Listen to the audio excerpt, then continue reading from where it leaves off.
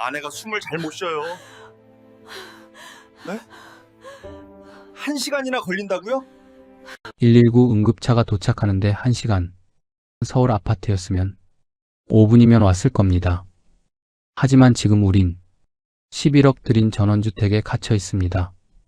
아름다운 산속, 넓은 정원, 70평 저택, 모두가 부러워했던 이 집이 지금은 감옥입니다. 35년 은행 지점장이었던 제가 어떻게 이렇게 됐을까요? 사연 시작하기 전에 구독과 좋아요 버튼 한번 부탁려요. 평범한 사람에 보이는 사람들이 숨겨진 이야기를 매일 전해드리는 채널입니다. 안녕하세요. 저는 김진호입니다. 35년, 제 인생의 절반 이상을 은행에 바쳤습니다. 매일 아침 7시 30분, 지옥철 9호선을 타고 출근했습니다. 사람들에 떠밀려 숨도 제대로 못 쉬고 겨우 회사에 도착하면 상사 눈치, 고객 눈치, 하루 종일 긴장의 연속이었습니다. 지점장님, 이번 달 실적이 부하 직원에 보고 고객님 정말 죄송합니다만 컴플레인 전화 응대. 퇴근은 늘 9시가 넘어서였습니다. 집에 돌아오면 11시. 샤워하고 침대에 누우면 자정. 그리고 다시 아침 6시 기상. 35년 동안 이런 삶이었습니다. 주말에도 마음 편할 날이 없었습니다. 30평 아파트 15층. 위층에서 쿵쿵거리는 소리. 옆집에서 새어나오는 TV 소리. 아래층 주민과 층간소음 문제로 다툰 적도 있었습니다. 주차장은 전쟁터였습니다. 밤 10시에 퇴근하면 주차 자리가 없어 아파트 주변을 30분씩 돌아야 했습니다. 엘리베이터는 늘 기다림의 연속. 아침 출근 시간엔 10분씩 기다리기 일쑤였습니다. 여보, 나 진짜 이 생활 지겹소. 퇴직 1년 전쯤 제가 아내에게 털어놨습니다. 은퇴하면 어떻게 살 건데요? 아내 명숙이가 물었습니다. 아파트에 그냥 있을 건가요? 아내의 질문에 섬뜩했습니다. 은퇴한 이웃집 아저씨가 떠올랐습니다. 매일 아침 9시면 현관문을 나서 아파트 놀이터 벤치에 앉아 계셨습니다. 그냥 앉아서 시간을 보내시는 모습? 나도 저렇게 되는 건가? 두려웠습니다. 할 일 없이 아파트에 갇혀 사는 노인. 그게 제 미래라는 게 무서웠습니다. 그러던 어느 날 대학 동창 모임이 있었습니다. 야, 너희 우리 집 한번 놀러 와봐. 친구 하나가 초대했습니다. 그 친구는 5년 전에 은퇴해서 경기도 가평에 전원주택을 짓고 살았습니다. 주말에 친구 집을 찾아갔습니다. 차로 1시간 반쯤 달려 도착한 곳. 여기야, 여기. 친구가 넓은 마당에서 손을 흔들었습니다. 그 순간 제 가슴이 뛰기 시작했습니다. 2층 목조주택, 넓은 잔디밭 마당, 주변을 둘러싼 산과 숲. 들어와, 들어와. 집 안으로 들어가는데 4m 높이의 통유리창, 그 너머로 보이는 산 풍경. 와, 저도 모르게 감탄이 나왔습니다. 어때? 좋지? 친구가 자랑스럽게 웃었습니다. 여기서 사는 게 천국이야. 아침에 산새 소리에 일어나고 마당에서 고기 구워 먹고 저녁엔 별 보면서 와인 마시고. 친구의 얼굴엔 여유가 가득했습니다. 서울에서 쫓기듯 살던 그 친구가 완전히 다른 사람이 된 것 같았습니다. 진호야, 너도 은퇴하면 이렇게 살아. 아파트에 갇혀있지 말고 시원하게 넓은 곳에서 살라고. 친구의 말이 제 머릿속에 박혔습니다. 집으로 돌아오는 차 안. 아내에게 말했습니다. 여보, 우리도 저렇게 살아요. 전원주택 짓고 자유롭게. 더 이상 아파트에 갇혀 살고 싶지 않아요. 아내도 고개를 끄덕였습니다. 저도 그래요, 여보. 피아노 학원 30년 하면서 좁은 아파트에서 숨막히게 살았잖아요. 이제 정말 넓은 곳에서 살고 싶어요. 마당에 꽃도 심고 친구들 불러서 파티도 하고. 아내의 눈에도 기대가 가득했습니다. 그날부터 우리 부부는 전원주택 관련 책을 읽기 시작했습니다. TV에서 전원생활 프로그램이 나오면 꼭 챙겨봤습니다. 여보, 저 집 좀 봐요. 정원이 정말 예쁘네요. 우리도 저렇게 꾸며요. 주말마다 부동산 앱을 뒤졌습니다. 전원주택 추천지역, 은퇴 후 살기 좋은 곳, 인터넷 검색 기록이 온통 이것뿐이었습니다. 친구들을 만나도 화제는 늘 같았습니다. 야, 너 은퇴하면 어디서 살 거야? 나? 전원주택 지을 거야. 아파트는 이제 지겹거든. 제 대답에 친구들이 부러워했습니다. 야, 너 돈 많나 보다? 11억 있으면 충분하지 뭐. 자신감이 넘쳤습니다. 1년이 지났습니다. 드디어 퇴직 날이 다가왔습니다. 마지막 출근. 지하철에서 창밖을 보며 생각했습니다. 이제 다신 이 지옥철 안 타도 되는구나. 더 이상 눈치 안 봐도 되는구나. 좁은 아파트에서 답답하게 안 살아도 되는구나. 가슴이 뻥 뚫리는 기분이었습니다. 지점장님, 이제 뭐 하실 거예요? 후배 직원이 호기심 가득한 얼굴로 물었습니다. 전원주택 짓고 여생 편히 살 겁니다. 자신감 있게 대답했습니다. 주변 사람들 눈빛이 반짝였습니다. 와, 부럽습니다. 전원주택이요? 저도 나중에 그렇게 살고 싶은데. 부러움 섞인 목소리들. 그 순간만큼은 제가 인생의 승리자 같았습니다. 퇴직금 통장에 찍힌 숫자 4억 2천만 원. 35년 동안 악착같이 모은 결과였습니다. 거기에 서울 변두리 아파트 32평 매각 대금 7억 원. 합계 11억 2천만 원. 여보, 우리 이제 정말 부자 됐어요. 아내 명숙이가 통장을 보며 감격했습니다. 피아노 학원을 30년 운영하다 은퇴한 아내. 그녀도 평생 허리띠 졸라매며 살았습니다. 여보, 이제 남 눈치 보지 말고 우리 맘대로 궁전 같은 집 짓고 살아요. 제 말에 아내가 고개를 끄덕였습니다. 그래요. 평생 아파트에서 갇혀 살았잖아요. 엘리베이터 기다리고 주차 싸움하고 층간소음에 스트레스 받고 이젠 정원도 있고 넓은 거실도 있는 집에서 살아봐요. 아무 눈치 안 보고 자유롭게요. 아내의 목소리에 해방감이 가득했습니다. 우리 부부는 그날 저녁 인터넷을 뒤지기 시작했습니다. 전원주택 추천지역, 은퇴 후 살기 좋은 곳, 검색창에 이런 단어들을 쳤습니다. 화면에 뜬 사진들, 숲으로 둘러싸인 2층 집, 넓은 마당에 잔디밭, 창문으로 보이는 산 풍경. 여보, 여기 어때요? 양평이래요. 아내가 화면을 가리켰습니다. 양평군 서종면, 서울에서 1시간 30분 거리, 산과 계곡으로 둘러싸인 마을. 경치 끝내주는데요? 저도 마음이 끌렸습니다. 바로 다음 날 토요일, 우리는 양평으로 차를 몰았습니다. 국도를 따라 달리는데 창밖으로 펼쳐진 풍경에 넋을 잃었습니다. 여보, 저기 봐요. 산이 정말 아름답네요. 공기도 완전 다르죠? 아내가 창문을 열었습니다. 상쾌한 공기가 차 안으로 들어왔습니다. 이거야, 이게 진짜 사는 거지. 서울 매연 가득한 공기랑은 차원이 다르네요. 저도 기분이 좋아졌습니다. 부동산 중개사무소 앞에 차를 세웠습니다. 어서 오세요. 전화 주신 분이시죠? 40대 중반으로 보이는 중개사가 반겼습니다. 네, 땅 보러 왔습니다. 아, 지점장님이셨다고요? 은행 퇴직하시고요? 예, 이제 여생은 여기서 편히 살려고요. 35년 동안 서울에서 쫓기듯 살았거든요. 이제 자유롭게 살고 싶어서요. 제 말에 중개사가 고개를 끄덕였습니다. 아, 그러시구나. 많이 힘드셨겠어요. 요즘 은퇴하신 분들 다 똑같이 말씀하세요. 서울 생활 지겹다고. 중개사의 눈빛이 반짝였습니다.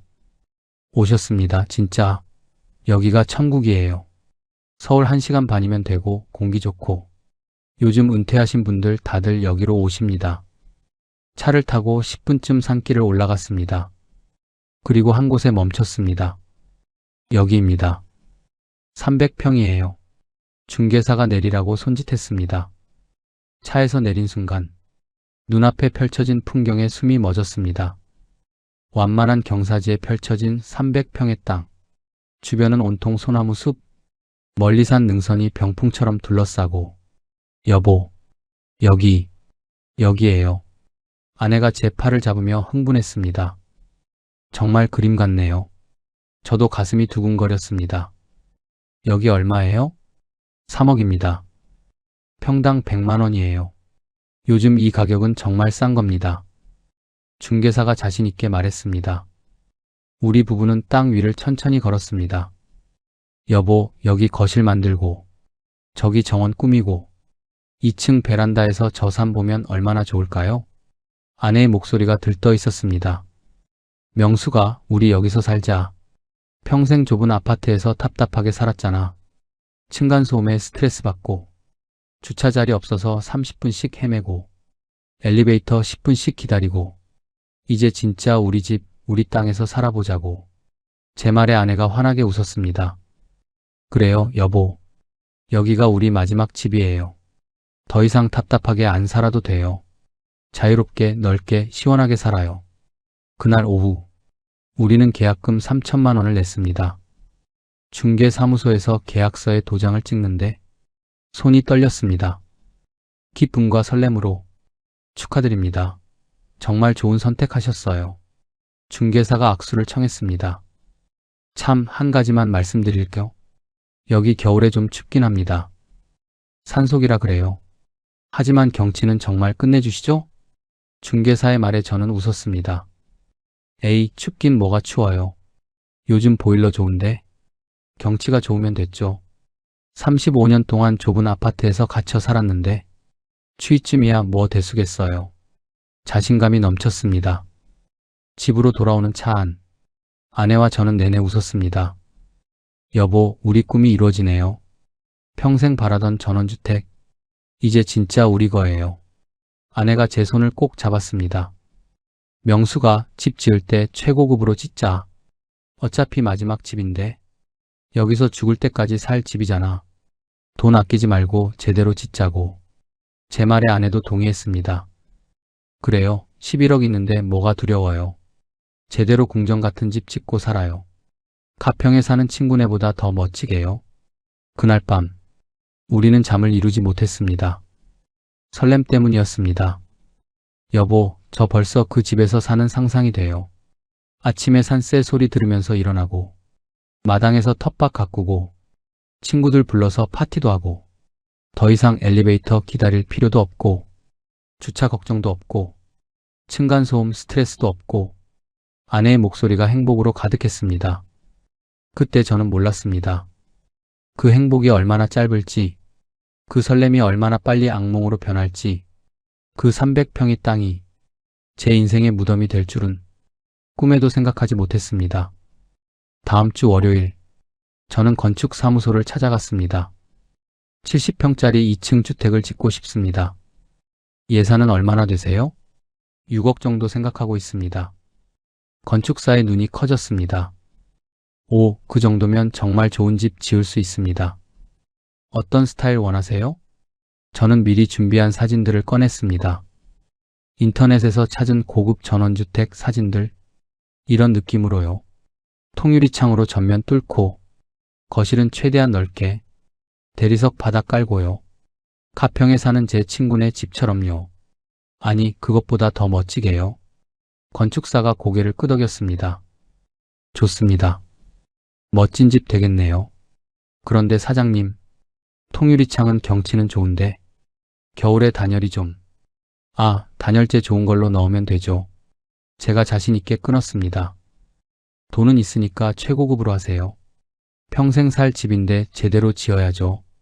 이제 제대로 된 집에서 살고 싶어요. 건축사가 웃으며 대답했습니다. 알겠습니다.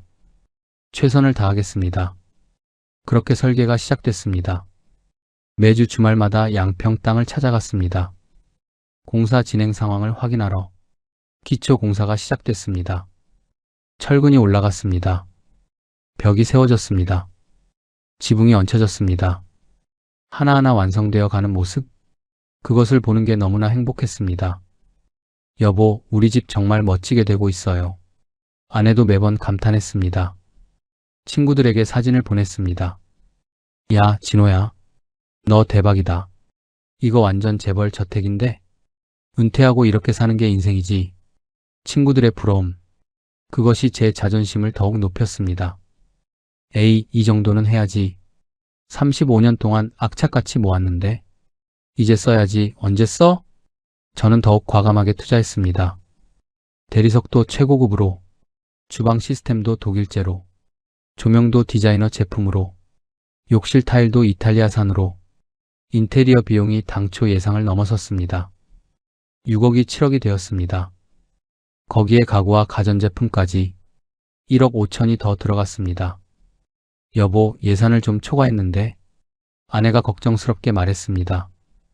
괜찮아, 괜찮아. 어차피 평생 살 집인데 조금 더 들어가도 돼. 이왕 짓는 거 제대로 짓자고. 저는 태연하게 답했습니다. 통장 잔고는 점점 줄어들었습니다. 11억 2천에서 10억, 9억, 8억. 그리고 마침내 2020년 9월 15일 드디어 집이 완성됐습니다. 총 투입 비용 땅 3억, 건축비 7억, 인테리어 1억 5천, 합계 11억 5천만 원, 대출 3천만 원을 받았습니다. 통장 잔고 0원. 하지만 그때 저는 전혀 두렵지 않았습니다. 연금이 월 300만 원 나왔으니까요. 충분히 살 수 있어. 그렇게 생각했습니다. 여보, 드디어 우리 궁전이 완성됐어요. 이제 정말 자유롭게 살 수 있어요. 답답한 아파트는 이제 안녕이에요. 아내가 기뻐했습니다. 저도 웃으며 대답했습니다. 그래, 이제 진짜 우리 인생 2막이 시작이야.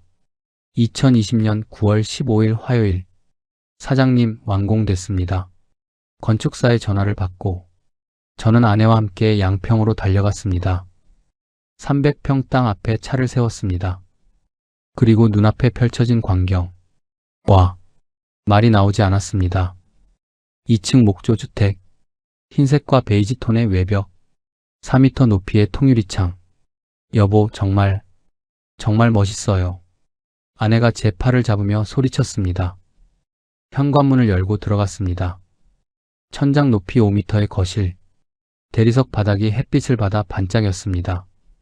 통유리창 너머로 보이는 소나무 숲. 이게 정말 우리 집이야? 믿기지 않았습니다. 독일제 시스템 키친, 최신형 빌트인 가전제품들. 명수가 여기서 요리하면 얼마나 좋을까? 네, 여보. 친구들 불러서 파티해요. 2층으로 올라갔습니다. 주 침실, 드레스룸, 넓은 욕실, 작은 방 2개는 손주들을 위한 공간. 베란다로 나가니 산 풍경이 펼쳐졌습니다. 여보, 여기서 커피 마시면 천국이겠네요. 아내의 목소리가 떨렸습니다. 그날 저녁, 우리는 그 집에서 첫 밤을 보냈습니다. 침대에 누워 천장을 보는데 눈물이 났습니다. 여보, 울어요? 응. 너무 행복해서. 이제 이렇게 넓은 집에서 살 수 있다니. 다음 주 토요일, 집들이를 열었습니다. 친구 20명을 초대했습니다. 야, 진호야. 집 진짜 대박이다. 이거 완전 재벌 집인데? 친구들의 감탄사가 끝이 없었습니다. 마당에서 한우를 구워냈습니다. 아내는 피아노를 쳤습니다. 쇼팽의 야상곡이 거실에 울려 퍼졌습니다. 명숙 씨 정말 멋있어요. 친구들이 박수를 쳤습니다. 저녁 8시, 친구들이 돌아가며 말했습니다. 진호야, 정말 부럽다. 너 진짜 인생 잘 산 거야. 이게 성공한 인생이지. 속으로 외쳤습니다. 그 주간, 나무를 30그루 샀습니다. 매화, 자목련, 산수유, 배롱나무, 정원사를 불러 심었습니다. 여보, 이번 달 카드값이. 아내가 고지서를 보며 놀랐습니다. 가구, 가전, 나무, 인테리어, 소품. 생각보다 많이 나갔습니다. 괜찮아, 다음 달부터 연금 나오잖아. 아내를 안심시켰습니다. 하지만 마음 한구석이 불안했습니다. 9월 말, 첫 가스비 고지서가 날아왔습니다. 35만 원. 여보, 가스비 35만 원이래요. 9월인데 35만 원? 아직 난방도 안 틀었는데? 불안감이 엄습했습니다. 10월이 왔습니다. 날씨가 선선해졌습니다. 보일러를 가동하기 시작했습니다. 하지만 온도가 잘 오르지 않았습니다. 여보, 난방 틀었는데 왜 이렇게 추워요? 통유리창 때문이었습니다. 온도계를 봤습니다. 실내 온도 18도. 보일러를 최대로 올렸습니다. 2시간 후에야 거의 20도. 전기장판을 추가로 깔았습니다. 10월 말, 가스비 고지서가 또 왔습니다. 이번엔 52만 원. 뭐? 10월인데 아직 겨울도 안 왔는데 당황스러웠습니다. LPG 배달 기사에게 물었습니다. 아저씨, 가스비가 너무 많이 나오는데 통유리 주택이시죠? 그럼 정상입니다. 겨울 되면 진짜 시작입니다. 배달 기사의 말에 섬뜩했습니다. 겨울엔 얼마나 나올까요? 한 달에 80만 원은 각오하셔야 해요. 뭐? 80만 원? 통유리는 열이 다 빠져나가거든요. 11월이 왔습니다. 마당의 잡초가 무성해졌습니다. 주말마다 잡초를 뽑았습니다. 2시간을 뽑아도 끝이 없었습니다. 여보, 허리 아파요. 아내가 신음했습니다. 나도 허리가 끊어질 것 같아. 62세와 65세의 몸. 육체 노동에는 한계가 있었습니다. 예초기를 샀습니다. 토요일 오전, 예초기를 돌렸습니다. 30분 만에 팔이 저렸습니다. 1시간 후엔 허리가 끊어질 것 같았습니다. 여보, 못하겠어요. 너무 힘들어요. 수억 원의 자산을 굴리던 내가 고작 마당에 잡초 하나 이기지 못해 쩔쩔매고 있습니다. 내 인생의 대차대조표가 시뻘건 적자로 물들고 있었습니다. 결국 정원관리업체를 불렀습니다. 한 달에 한 번 방문, 또 고정지출이 늘었습니다. 나무들도 병충해가 생겼습니다. 조경업체를 불러 약 처리를 해야 했습니다. 또다시 매달 나가는 돈. 11월 말, 가스비 고지서, 68만 원. 여보, 68만 원이에요. 아내의 손이 떨렸습니다. 아직 겨울도 안 왔는데 불안감이 현실이 되고 있었습니다. 그날 밤, 통장을 확인했습니다. 계산기를 두드렸습니다. 월 지출 예상, 가스비, 생활비, 정원관리, 나무관리, 차량 유지비, 통신비, 보험, 합계가 연금 수입을 넘어섰습니다. 여보, 매달 마이너스예요. 아내가 소리쳤습니다. 아직 겨울도 안 왔는데 저도 식은땀이 났습니다. 일단 겨울나고 생각하자. 하지만 마음속으론 알고 있었습니다. 이 집이 생각보다 훨씬 많은 돈을 먹어치운다는 것을. 그날 밤 70평 저택에 누워 천장을 보며 생각했습니다. 이게 정말 꿈의 집일까? 창밖으로 보이는 소나무 숲? 아름답지만 왠지 위협적으로 느껴졌습니다. 2020년 12월 본격적인 추위가 시작됐습니다. 아침 기온이 영하로 떨어졌습니다. 여보, 좀 춥지 않아요? 아내가 겉옷을 꺼내 입었습니다. 보일러를 틀었습니다. 하지만 거실이 따뜻해지지 않았습니다. 온도계를 확인했습니다. 14도. 왜 이렇게 안 올라가지? 보일러 온도를 최대로 올렸습니다. 1시간이 지나도 16도. 2시간이 지나서야 18도. 여보, 이상한데요? 11월보다 더 안 올라가요. 통유리창 가까이 가봤습니다. 손을 대는 순간, 차가워. 유리가 얼음장처럼 차가웠습니다. 바깥 찬 공기가 그대로 전해졌습니다. 이거 단열이 안 되는 거 아냐? 아내에게 말했습니다. 그러게요. 보일러는 계속 돌아가는데 온도는 안 올라가고 거실 중앙은 그나마 괜찮았습니다. 하지만 창가 쪽은 엄청 추웠습니다. 여보, 우리 침실로 올라가요. 2층 침실로 갔습니다. 침실도 마찬가지였습니다. 이불을 두껍게 덮었습니다. 전기장판을 최대로 켰습니다. 그래도 발이 시렸습니다. 명수가 내일 창문에 뭐 좀 붙이자. 단열 뽁뽁이 같은 거. 다음날 마트에서 에어캡을 샀습니다. 통유리창에 하나하나 붙였습니다. 이제 좀 나아지겠지? 하지만 효과는 미미했습니다. 12월 중순 한파가 왔습니다. 밤 기온이 영하 15도까지 떨어졌습니다. 여보, 너무 추워요. 아내가 패딩을 입고 집안을 돌아다녔습니다. 저도 두꺼운 점퍼를 걸쳤습니다. 집안에서 외투를 입다니. 이게 뭐 하는 짓인가? 보일러를 24시간 가동했습니다. 꺼지지 않게 계속 돌렸습니다. 가스통이 눈에 띄게 줄어들었습니다. 여보, 가스통 또 주문해야겠어요. 벌써요? 일주일 전에 채웠는데. 네, 벌써 바닥이래요. LPG 배달 기사가 왔습니다. 사장님, 겨울이라 소모가 빠르죠? 이 정도일 줄 몰랐어요. 통유리 주택은 다 그래요. 열이 빠져나가니까. 기사의 말이 가슴에 꽂혔습니다. 12월 말 가스비 고지서가 날아왔습니다. 손이 떨렸습니다. 봉투를 뜯었습니다. 82만 원. 여보, 82만 원이에요. 아내에게 고지서를 보여줬습니다. 어머, 이게 뭐예요? 아내의 얼굴이 하얘졌습니다. 12월인데 82만 원? 1월, 2월은 더 추운데 얼마나 나올까요? 말이 나오지 않았습니다. 연금이 300만 원, 가스비만 80만 원이 넘으면 생활비가 200만 원밖에 안 남습니다. 여보, 우리 좀 아껴야겠어요. 이러다 큰일 나겠어요. 아내의 목소리가 떨렸습니다. 그래, 난방을 줄이자. 침실만 틀고 거실은 끄자. 거실 난방을 껐습니다. 침실 하나만 따뜻하게 했습니다. 거실은 차가운 냉장고가 됐습니다. 여보, 거실이 너무 추워요. 발도 못 붙이겠어요. 대리석 바닥, 예쁘지만 엄청 차갑습니다. 맨발로는 걸을 수가 없었습니다. 두꺼운 양말을 신고, 슬리퍼를 신고, 그래도 발이 시렸습니다. 비싼 공사비를 주고 대리석을 깔았는데 정작 발도 못 붙이네. 허탈했습니다. 친구들이 부러워하던 통유리창, 지금은 원망스러웠습니다. 차라리 벽으로 막을 걸. 후회가 밀려왔습니다. 1월, 더 큰 한파가 왔습니다. 기상청에서 한파 경보를 발령했습니다. 밤 기온 영하 18도, 집안이 얼어붙었습니다. 화장실 물이 얼었습니다. 수도관이 동파될까봐 밤새 물을 조금씩 틀어놨습니다. 여보, 수도관 터지면 큰일 나요. 그럼 수리비가 얼마나 나올까?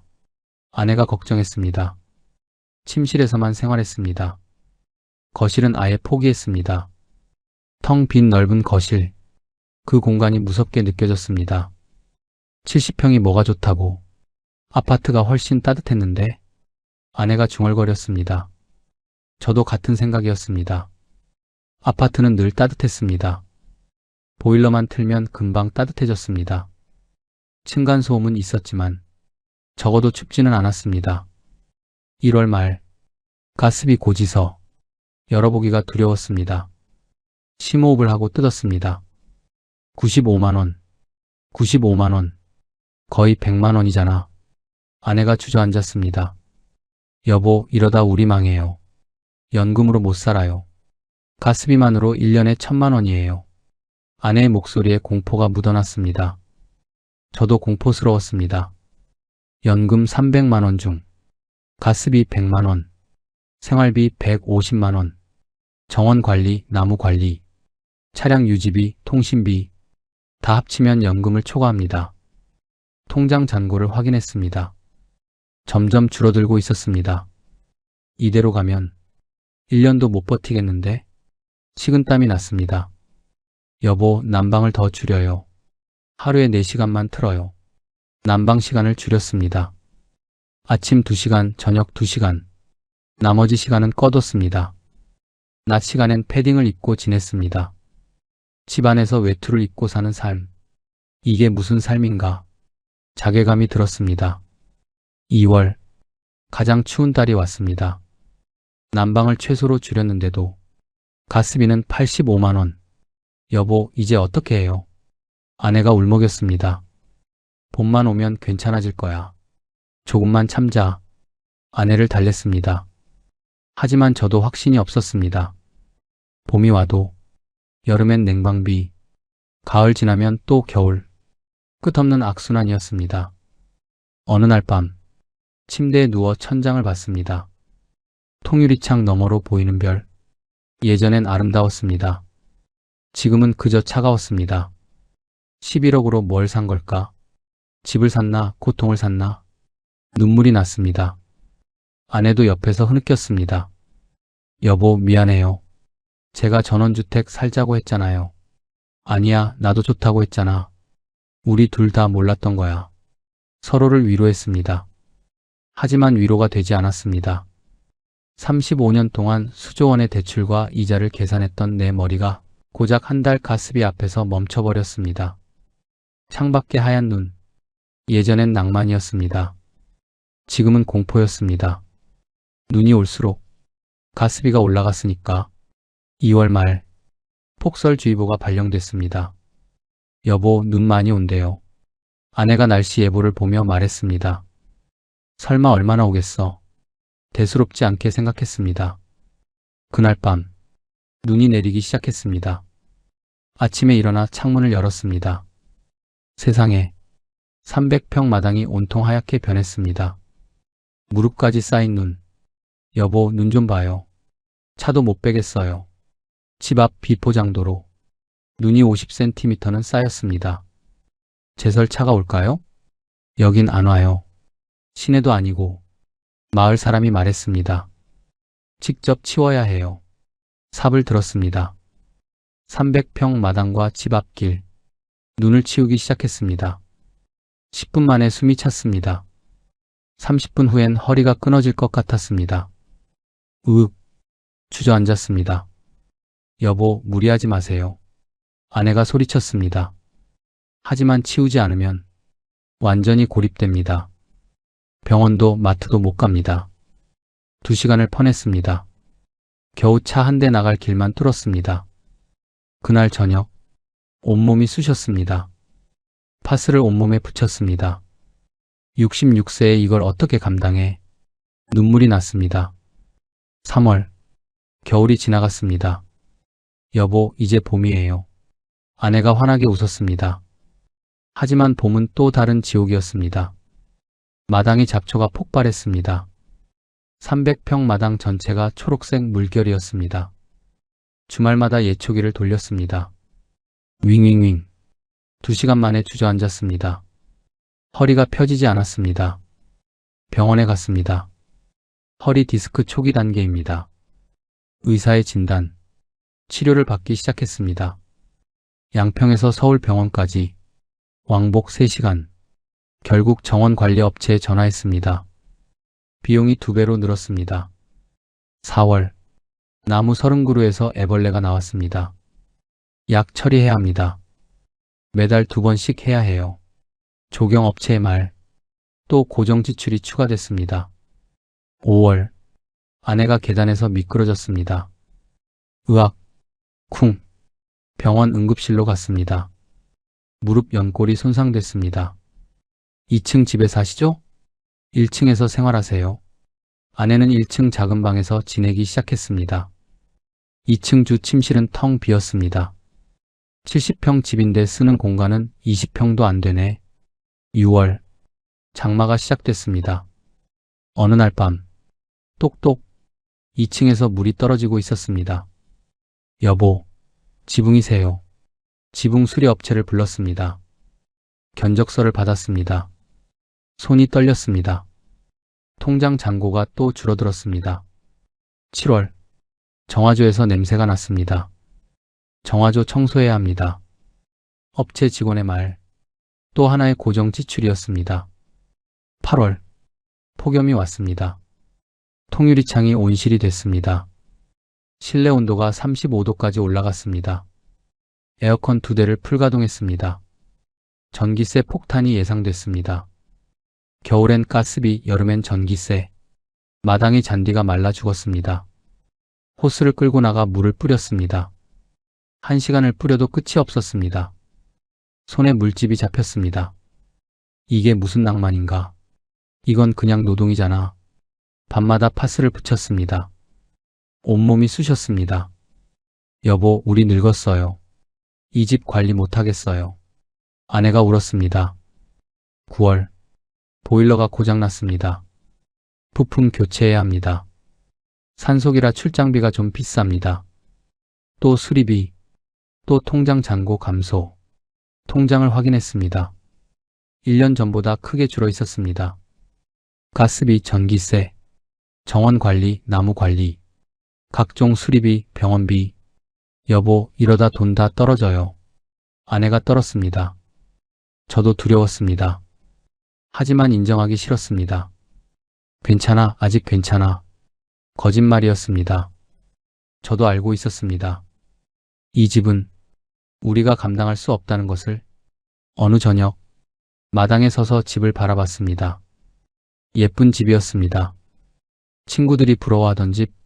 하지만 이제는 저를 옥죄는 감옥 같았습니다. 11억으로 감옥을 샀구나. 등 뒤에서 아내가 말했습니다. 여보, 우리 이 집 팔까요? 서울로 다시 갈까요? 처음으로 그 생각을 했습니다. 응, 생각해보자. 어느 날 새벽 3시, 여보, 여보. 아내의 다급한 목소리에 잠에서 깼습니다. 왜 그래? 가슴이 너무 아파요. 아내가 가슴을 움켜쥐고 있었습니다. 명수가 불을 켰습니다. 아내의 얼굴이 창백했습니다. 식은땀이 흘렀습니다. 119 불러야겠어. 떨리는 손으로 전화를 걸었습니다. 119입니다. 아내가 가슴 통증을 호소합니다. 빨리 와주세요. 주소를 알려줬습니다. 네, 출동하겠습니다. 조금 시간이 걸릴 수 있습니다. 산길이라서요. 얼마나 걸려요? 1시간 정도 예상됩니다. 20분이요? 심장이 철렁했습니다. 서울 아파트였다면 5분이면 왔을 텐데. 여보, 괜찮아. 곧 온대. 아내를 안심시켰습니다. 하지만 제 손도 떨렸습니다. 5분이 지났습니다. 10분이 지났습니다. 여보, 너무 아파요. 숨이 잘 안 쉬어져요. 아내의 목소리가 약해졌습니다. 명수가 버텨. 조금만 버텨. 제 눈에서 눈물이 났습니다. 15분이 지났습니다. 멀리서 사이렌 소리가 들렸습니다. 왔다. 왔어. 현관문을 열었습니다. 구급차가 산길을 올라오고 있었습니다. 비포장도로 구급차가 천천히 움직였습니다. 빨리, 제발 빨리, 속으로 외쳤습니다. 구급차가 도착했습니다. 환자분 어디 계세요? 구급대원이 들어왔습니다. 여기요. 아내를 들것에 옮겼습니다. 혈압이 높습니다. 빨리 병원 가야겠습니다. 어느 병원으로 갈까요? 양평병원요? 아니요, 서울로 가주세요. 여기선 못 믿겠어요. 구급차가 출발했습니다. 저도 뒤따라 차를 몰았습니다. 산길을 내려가는데 눈물이 계속 났습니다. 제발, 제발 괜찮게 해주세요. 서울대학병원 응급실. 2시간 만에 도착했습니다. 아내는 이미 검사 중이었습니다. 보호자분이세요? 의사가 나왔습니다. 네, 제 아내입니다. 협심증 증상입니다. 심장 혈관이 좁아져 있어요. 입원 치료가 필요합니다. 그리고 의사가 말을 이었습니다. 산속에 사시죠? 네. 응급 상황에 위험할 수 있습니다. 119가 늦게 오는 곳은. 의사의 말이 가슴에 꽂혔습니다. 아내는 일주일 입원했습니다. 매일 서울로 왕복했습니다. 양평에서 서울까지 하루 3시간을 차 안에서 보냈습니다. 퇴원 후 통원 치료가 시작됐습니다. 일주일에 2번 서울 병원을 다녀야 했습니다. 여보, 너무 힘들어요. 차만 타면 토할 것 같아요. 아내가 지쳐갔습니다. 저도 지쳤습니다. 운전만 6시간, 병원 대기 시간까지 하루가 다 갔습니다. 11월, 아내의 무릎이 다시 나빠졌습니다. 정형외과도 가야 해요. 일주일에 3번, 서울 병원 통원, 휘발유값만 한 달에 상당했습니다. 여보, 이러다 우리 죽겠어요. 매일 차만 타고. 아내가 울었습니다. 양평 병원은 안 돼? 여기는 시설이 없어요. 큰 병원은 다 서울이에요. 현실이었습니다. 산속 전원주택, 경치는 좋지만 병원은 멀었습니다. 12월 어느 날, 제가 넘어졌습니다. 마당에 얼음이 얼어 있었습니다. 으악, 쿵, 여보. 아내가 소리쳤습니다. 팔이 꺾였습니다. 병원 가야 해. 아내가 저를 부축했습니다. 차를 타고 양평 병원으로 갔습니다. 골절입니다. 큰 병원에서 정밀 검사 받으세요. 결국 또 서울 병원. 깁스를 하고 돌아왔습니다. 이 집이 우릴 죽이려고 하네. 밤이 되면 두려웠습니다. 혹시 또 아프면 어떡하지? 119가 또 늦게 오면? 그 사이에 뭔 일 생기면? 잠을 이룰 수 없었습니다. 어느 날 마을 사람을 만났습니다. 여기 사는 거 어때요? 좋긴 한데 병원이 문제죠. 우리 집도 작년에 할머니 돌아가셨어요. 119 오는 사이에 그 말에 섬뜩했습니다. 혹시 이사 생각은? 있죠. 근데 집이 안 팔려요. 전원주택은 잘 안 팔립니다. 다들 사고 싶어 하지 팔고 싶어 하지 않죠. 마을 사람의 말이 현실이었습니다. 그날 밤 아내와 마주 앉았습니다. 여보, 우리 이 집 팔아요. 아내가 먼저 말했습니다. 서울로 가요. 병원 가까운 곳으로. 여기선 죽을 것 같아요. 저도 같은 생각이었습니다. 그래, 팔자. 건강이 우선이야. 결심했습니다. 이 집을 팔기로. 다음 날 부동산에 전화했습니다. 집 내놓으려고 하는데요. 네, 언제 한번 볼게요. 부동산 사장이 왔습니다. 집 안팎을 둘러봤습니다.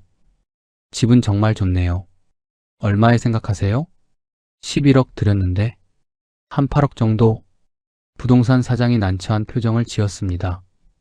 사장님, 솔직히 말씀드릴게요. 이 집 팔기 힘듭니다. 심장이 철렁했습니다. 왜요? 너무 개인 취향이 강해요. 통유리, 대리석, 70평. 요즘 사람들이 원하는 스타일이 아니에요. 그리고 관리비가 너무 많이 들어가죠. 부동산 사장이 한숨을 쉬었습니다. 6억에 내놔도 팔릴지 모르겠습니다. 6억이요? 11억 드렸는데 그게 현실입니다. 개인주택은 투자금 회수가 안 돼요. 남의 돈 수천억을 빌려주고 회수하던 내가 내 인생 마지막 자산이 반토막 나는 것은 계산하지 못했습니다. 나는 은행 지점장이 아니라 숫자도 모르는 바보였습니다.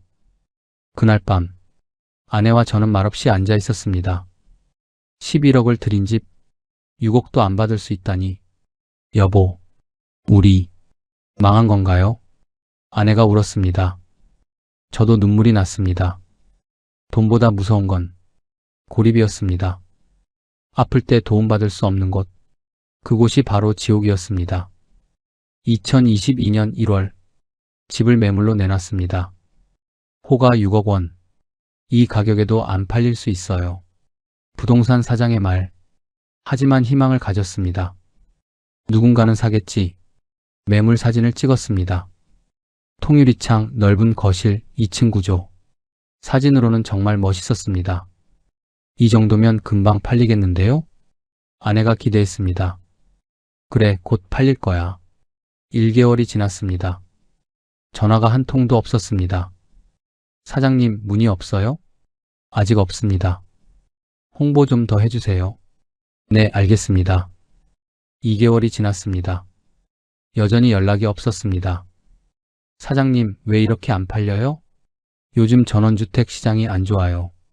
코로나 끝나면서 다들 서울로 돌아가려고 해요. 부동산 사장의 설명. 조금 기다려 보시죠. 3개월째 드디어 첫 방문객이 왔습니다. 50대 부부였습니다. 와, 집 정말 크네요. 경치도 좋고 기대가 됐습니다. 집안을 구경시켰습니다.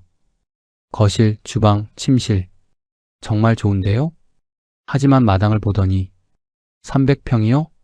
네, 그렇습니다. 관리가 힘들겠는데요? 나무도 많고. 남편이 고개를 저었습니다. 가스비는 얼마나 나와요? 겨울에 좀 나옵니다. 얼마요? 한 80만 원 정도. 80만 원이요? 부인이 놀랐습니다. 우리 못 살겠는데요? 그들은 돌아갔습니다. 연락드릴게요. 연락은 오지 않았습니다. 4개월째 두 번째 방문객. 60대 은퇴 부부. 우리랑 비슷하네. 희망을 가졌습니다. 집 정말 좋습니다. 근데 병원이 너무 멀어요. 서울까지 1시간 반이요? 저희 지병이 있어서 죄송합니다. 또 불발됐습니다. 6개월이 지났지만 문의는 2건뿐이었습니다. 사장님, 가격을 낮춰야겠어요. 5억 5천으로 내려볼까요? 해보시죠. 호가를 내렸습니다. 6억에서 5억 5천으로. 한 달 후, 세 번째 방문객, 40대 사업가. 투자 목적으로 보러 왔어요. 투자요? 네, 전원주택 임대 사업. 둘러보더니 고개를 저었습니다. 대리석, 통유리. 이건 너무 개인 취향이에요. 임대로 내놓기엔 아무도 안 빌릴 것 같은데요? 관리비도 장난 아니고. 또 불발. 통장 잔고가 계속 줄었습니다. 가스비, 전기세, 관리비, 병원비까지. 여보, 이러다 파산해요. 아내가 떨었습니다. 가격을 더 내려야 해요. 부동산 사장에게 전화했습니다. 5억으로 내려주세요. 네, 알겠습니다. 그런데 사장님, 솔직히 5억도 쉽지 않을 거예요. 가슴이 철렁했습니다. 10개월째, 네 번째 방문객. 집값이 많이 내렸네요? 뭔가 문제 있어요? 의심의 눈초리. 아니요, 급하게 팔려고. 금매면 더 깎아주시죠? 4억 5천이면 생각해 볼게요. 4억 5천이요? 11억 드렸는데요? 그건 저희가 알 바 아니죠. 시장 가격이 그래요. 방문객은 그냥 갔습니다. 2023년 1월, 1년이 됐습니다. 집은 팔리지 않았습니다. 부동산 사장을 만났습니다. 사장님, 솔직히 말씀드릴게요. 이 집 정말 팔기 힘듭니다. 왜요? 첫째, 너무 큽니다. 70평은 과해요. 둘째, 관리비가 너무 많이 나가요. 셋째, 병원이 너무 멀어요. 넷째, 대중교통이 없어요. 다섯째, 개인 취향이 너무 강해요. 부동산 사장이 손가락을 꼽았습니다. 요즘 전원주택 사는 사람들은 작고 관리 쉽고 병원 가까운 걸 원해요. 이 집은 정반대예요. 그럼 어떻게요? 4억 5천으로 내리셔야 할 것 같아요. 그것도 시간 걸릴 겁니다. 11억 투자, 4억 5천 매각, 6억 5천 손실. 여보, 우리 6억 날리는 거예요. 아내가 주저앉았습니다. 저도 무너졌습니다. 미안해. 다 내 잘못이야. 몇 달이 지나고 호가를 4억 5천으로 낮췄습니다. 이 가격이면 팔리겠죠? 최선을 다해보겠습니다. 3개월이 지났습니다. 6개월이 지났습니다.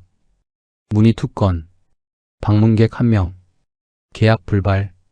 2023년 12월, 2년째 매물 상태. 여전히 팔리지 않았습니다. 사장님, 이거 진짜 안 팔리는 거 아니에요? 사장님도 힘드시겠지만 전원주택은 원래 이래요. 사려는 사람보다 팔려는 사람이 많아요. 절망이었습니다.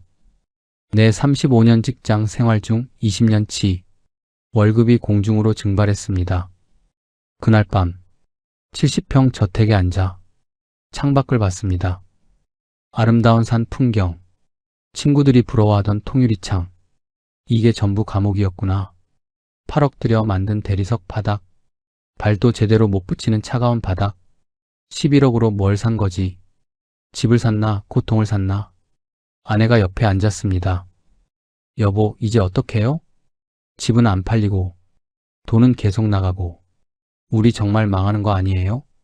대답할 수 없었습니다. 저도 모르겠으니까. 창밖에 별이 빛났습니다. 예전엔 낭만이었습니다. 지금은 조롱처럼 느껴졌습니다. 이 집에서 죽겠구나. 팔지도 못하고, 갇혀서. 2024년 3월, 통장 잔고를 확인했습니다. 남은 돈이 얼마 없었습니다. 집은 여전히 안 팔렸습니다. 여보, 우리 일해야겠어요. 아내가 말했습니다. 70살에 무슨 일을? 일이라도 해야 살죠. 이대로는 1년도 못 버텨요. 현실이었습니다. 구인 사이트를 뒤졌습니다. 70대 노인이 할 수 있는 일. 경비, 청소, 주차관리. 경비원 모집 월 100만 원. 공고가 눈에 들어왔습니다. 이거라도 해야겠어. 면접을 보러 갔습니다. 아파트 관리사무소. 나이가 좀 있으시네요? 일할 수 있으세요? 네, 할 수 있습니다. 전에 무슨 일 하셨어요? 은행. 다녔습니다. 아, 그래요? 일단 나이가 있으시긴 한데 월요일부터 나오세요. 새벽 6시 출근입니다. 합격했습니다. 기쁘지 않았습니다. 첫 출근 날 새벽 5시에 일어났습니다. 거울을 봤습니다. 낯선 사람이 서 있었습니다. 경비실로 출근했습니다. 어서 오세요. 허리 90도로 인사하셔야 해요. 선배 경비원이 가르쳤습니다. 입주민들이 출근하기 시작했습니다. 어서 오십시오. 허리를 숙였습니다. 차가 지나갔습니다. 어서 오십시오. 또 허리를 숙였습니다. 1시간에 몇십 번 허리가 끊어질 것 같았습니다. 오후 익숙한 차가 들어왔습니다. 어서 오십시오. 말이 멈췄습니다. 차 안의 사람 35년 전 제 부하 직원이었습니다. 아, 지점장님? 그도 저를 알아봤습니다. 여기서 뵙네요. 어색한 침묵. 그가 차를 몰고 들어갔습니다. 그날 저녁 집에 돌아와 무너졌습니다. 여보, 못하겠어. 너무 창피해. 아내가 안아줬습니다. 괜찮아요. 우리 살아야죠. 다음 날도 출근했습니다. 그 다음 날도 익숙해졌습니다. 수치심도 무뎌졌습니다. 살기 위해서는 자존심도 접어야 했습니다. 아내도 편의점 아르바이트를 시작했습니다. 월급 60만 원, 두 사람 합쳐 160만 원, 연금 300만 원 합쳐 월 460만 원. 그래도 부족했습니다. 집 유지비가 너무 많이 나갔습니다. 가스비, 전기세, 정원 관리비 다 합치면 400만 원이 넘었습니다. 그래도 버는 돈이 있어 아끼면 살 수 있습니다. 70평 저택에 앉아 컵라면을 끓였습니다. 8억 들인 주방에서 컵라면을 먹고 있네. 쓸쓸했습니다. 창밖의 풍경은 여전히 아름다웠습니다. 하지만 이제는 아무 의미가 없었습니다. 이 집이 내 인생을 집어삼켰구나. 2025년 1월 경비 생활 1년째 집은 여전히 안 팔렸습니다. 호가를 4억까지 내렸지만 문의조차 없었습니다. 사장님, 포기하세요. 이 집은 안 팔립니다. 부동산 사장의 선고 갇혔습니다. 11억 들인 감옥에 오늘도 새벽 5시에 일어났습니다. 영하의 날씨, 거실 난방은 꺼뒀습니다. 침실 하나만 전기장판으로 버팁니다. 컵라면에 물을 부었습니다. 70평 저택에서 나는 오늘도 컵라면을 먹습니다. 8억 들인 대리석 바닥, 발이 시려 맨발로 못 걷습니다. 통유리창은 에어캡으로 덮여 있습니다. 마당은 잡초로 뒤덮였습니다. 나무 30그루는 방치됐습니다. 돈이 없으니까 어서 오십시오. 70세의 아침입니다. 저녁 7시 아내가 편의점에서 돌아왔습니다. 여보, 오늘 김밥 가져왔어요. 둘이서 김밥을 나눠 먹습니다. 말없이 어느 주말 오후 거실에 앉아 있는데 차 한 대가 집 앞에 멈췄습니다. 중년 부부가 내렸습니다. 여보, 여기 괜찮은데? 경치 정말 좋네요. 부부가 우리 집을 둘러봤습니다. 드디어 살 사람이 온 건가? 가슴이 뛰었습니다. 현관으로 나갔습니다. 안녕하세요? 아, 안녕하세요. 저희 은퇴하면 전원주택 살려고요. 이 집 매물 맞으시죠? 남자가 물었습니다. 네, 맞습니다. 와, 정말 멋진 집이네요. 통유리창 좋고 마당도 넓고. 여자가 감탄했습니다. 저는 그들을 바라봤습니다. 5년 전 우리 모습이었습니다. 눈빛에 가득한 희망, 설렘, 꿈. 혹시 들어가 보셔도 될까요? 아, 네. 집 안으로 안내했습니다. 거실을 보며 감탄하는 부부. 여보, 여기 정말 좋다. 우리도 이렇게 살자. 주방을 둘러보는 그들. 시스템 키친 완전 최고네요. 2층으로 올라가는 부부. 침실 진짜 넓어요. 베란다에서 경치 보면 천국이겠어요. 그들의 목소리를 들으며 가슴이 무너졌습니다. 5년 전 우리도 똑같았습니다. 똑같이 감탄했습니다. 똑같이 꿈꿨습니다. 그리고 지금 지옥에 갇혀 있습니다. 부부가 내려왔습니다. 사장님, 가격이 어떻게 되세요? 4억입니다. 오, 생각보다 괜찮은데요? 저희 퇴직금이랑 아파트 팔면 충분히 되겠는데요? 남자가 아내에게 말했습니다. 여보, 우리 여기 살자. 여자가 환하게 웃었습니다. 말해야 했습니다. 진실을. 저기, 사장님. 입이 열렸습니다. 하지만 말이 나오지 않았습니다. 이 집 사지 마세요. 겨울엔 가스비가 100만 원 나옵니다. 여름엔 전기세 폭탄입니다.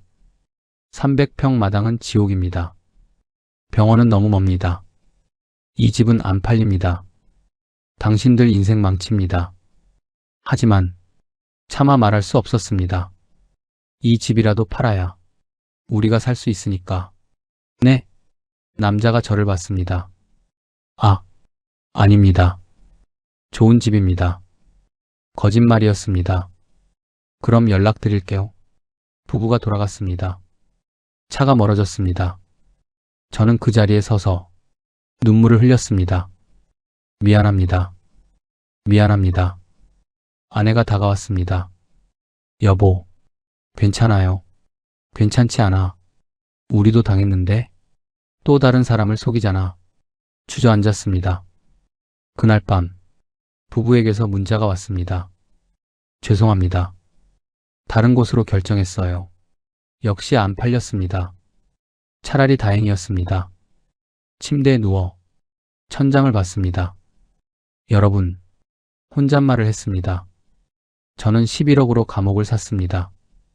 전원주택의 꿈을 샀다가 인생을 잃었습니다. 제발 아파트에 사세요. 30평이라도 따뜻한 곳에 사세요. 병원 가까운 곳에 사세요. 70평보다 7평이 낫습니다. 경치보다 편의성입니다. 낭만보다 현실입니다. 눈물이 났습니다. 욕심 부리지 마세요. 저처럼 되지 마세요. 오늘도 저는 70평 저택에서 컵라면으로 저녁을 때웁니다. 패딩을 입고 잠듭니다. 이 집이 제 무덤이 될 겁니다.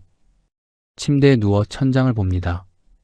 만약 다시 돌아간다면 30평 아파트를 절대 팔지 않을 텐데 창밖의 눈, 더 이상 아름답지 않습니다. 이것이 전원주택의 진실입니다. 부족한 제 이야기가 조금이나마 와닿으셨다면 구독과 좋아요 버튼으로 응원 부탁드립니다. 여러분의 노후에 평안이 깃들기를 진심으로 기원합니다. 끝까지 시청해주셔서 감사합니다.